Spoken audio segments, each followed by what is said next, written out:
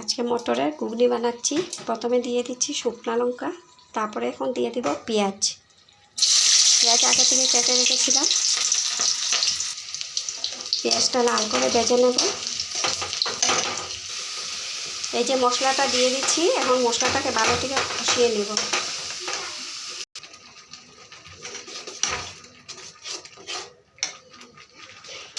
যে মশলাগুলো কষানো হয়ে গেছে, এখন চানাটা দিয়ে দেব। চানা আগে থেকেই সিদ্ধ করে রেখেছিলাম, এখন দিয়ে দিচ্ছি। এই যে চানাটা কষানো হয়ে গেছে, এখন ঝোল দিয়ে দেব। এই যে ঘুগনিতে ঝোলটা দিয়ে দিচ্ছি। এখন 10-15 মিনিট সময় জাল দিয়ে দেব ভালো থেকে। এই যে বন্ধুরা, লুচি বানাবো এখন, তোমাদেরকে দেখাচ্ছি। এই যে বন্ধুরা, লুচির তেলটা দিয়ে দিচ্ছি কড়াইয়ে।